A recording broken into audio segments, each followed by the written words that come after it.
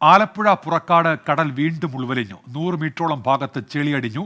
10 ദിവസം മുൻപ് ഇതേ പ്രതിഭാസമുണ്ടായ സ്ഥലത്ത് തന്നെയാണ് ഇന്നും കടൽ ഉൾവലിഞ്ഞത്. മനീഷ് മഹിബാലുണ്ട് ആലപ്പുഴയിൽ നിന്ന്. മനീഷ്, അതൊരു സ്വാഭാവിക പ്രതിഭാസം എന്നായിരുന്നുവല്ലോ അന്നത്തെ റിപ്പോർട്ട്. ഇപ്പോഴും അധികൃതർ അങ്ങനെയാണോ ഇതിനെ വിശേഷിപ്പിക്കുന്നത്? എന്തൊക്കെയാണ് വിവരങ്ങൾ മനീഷ്?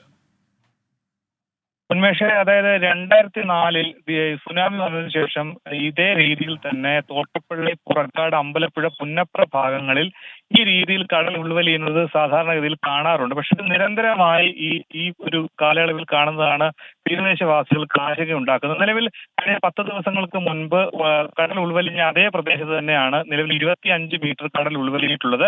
നേരത്തെ 50 മീറ്റർ ആയിരുന്നു, ഇപ്പോൾ അത് 25 മീറ്റർ ആണ്.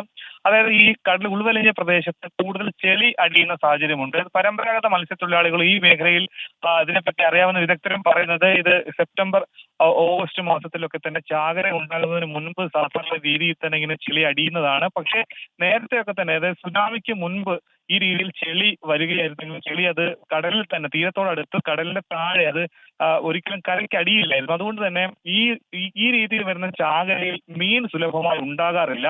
ഇങ്ങനെ വരുന്ന ചെളിയിലെ സൂക്ഷ്മ ജീവികളെ ഭക്ഷിക്കാൻ വേണ്ടിയാണ് ആദ്യം ചെറുമീനുകൾ എത്തുക. ചെറുമീനുകളെ ഭക്ഷിക്കാനായി വലിയ മീനുകളെത്തും. അങ്ങനെയാണ് ചാകരയുടെ ഒരു പ്രതിഭാസം ഉണ്ടാകുക. പക്ഷേ ഈ രീതിയിൽ ചെളി വന്ന് തീരത്തടിഞ്ഞ് വെയിൽ കൊണ്ട് സൂക്ഷ്മ ജീവികളൊക്കെ തന്നെ ചത്തുപോകുന്നത് കൊണ്ട്. ശരി മനീഷ്, ഈ പുറക്കാട് വീണ്ടും കടൽ ഇപ്പോൾ ഉൾവലിഞ്ഞിരിക്കുന്നു. 100 മീറ്ററോളം ഭാഗത്ത് ചെളി അടിഞ്ഞിട്ടുണ്ട്. നേരത്തെയും ഇത്തരത്തിലൊരു പ്രതിഭാസം അവിടെ ഉണ്ടായിരുന്നു. മനീഷ് മഹിബാലാണ് വിവരങ്ങൾ നൽകിയത്.